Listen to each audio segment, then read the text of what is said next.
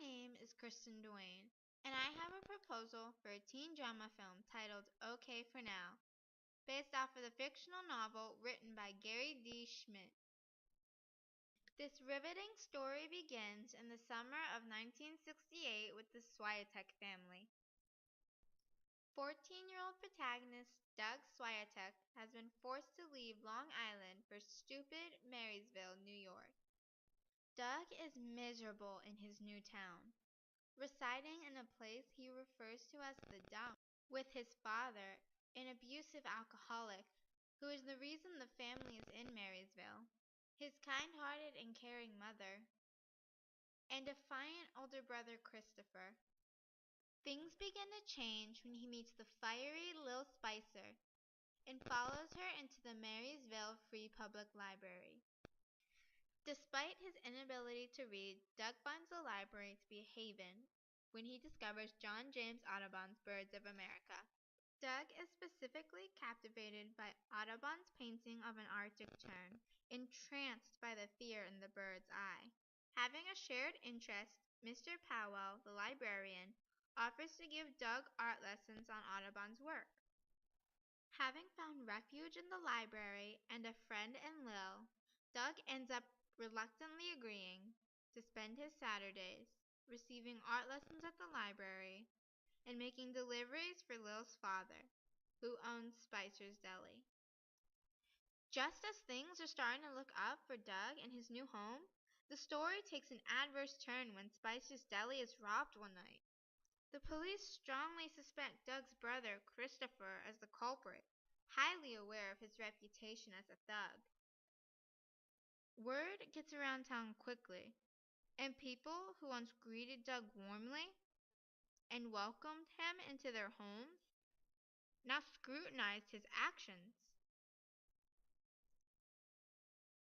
When Doug starts the 8th grade, many of his teachers are skeptical of his ability to behave himself. While there are many who see Doug as a hoodlum and scoundrel, doubt him, and make his life overall doleful, there are also people who understand him and see his potential and dedication. When Doug's prized possession, a jacket previously owned by baseball player Joe Pepitone, goes missing, he remains undeterred and finds the motivation to learn how to read. Even when the town's hardware store is robbed twice later in the year, with police still suspecting Christopher as the thief, Doug continues to visit the library for his weekly lessons. After an emotional moment when the eldest Swiatek's son, Lucas, returns home disabled after fighting in the war, Doug finds himself relating to the antagonistic Coach Reed. When Doug finds out that the town is selling Audubon's art, he is determined to retrieve them. He discovers the pieces in the unlikeliest of places, eventually convincing the new owners to return them to the library. In an unforeseen twist, Doug and Lil agree to act in a Broadway play in hopes of getting the Snowy Heron plate. They rehearse to an extent where Doug is able to memorize Lil's lines. When the day of the play finally arrives, Doug is astonished to see his idol, Yankee player Joe Pepitone, sitting front row in the theater. Doug begins to get cold feet, but discovers that Lil is in no condition to perform. He must take on Lil's role as he is the only one who knows the lines, but not without making a deal to receive another painting along with the Snowy Heron. Doug is deliriously happy after his performance, even receiving compliments from Joe Pepitone.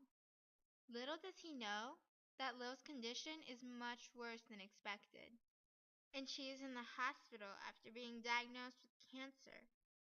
Even with the odds against her, she converses with Doug about their future. They speak of taking great adventures together. Lil is even able to see the finished product of Audubon's book. Soon after, the police are tipped off about the real culprit in the break-in, and all suspicion against Christopher is cleared. As a result, Doug's jacket is returned by his father, who apologizes for making the family's life so difficult. Doug is also able to develop better relationships with his teachers and regain the trust of his neighbors.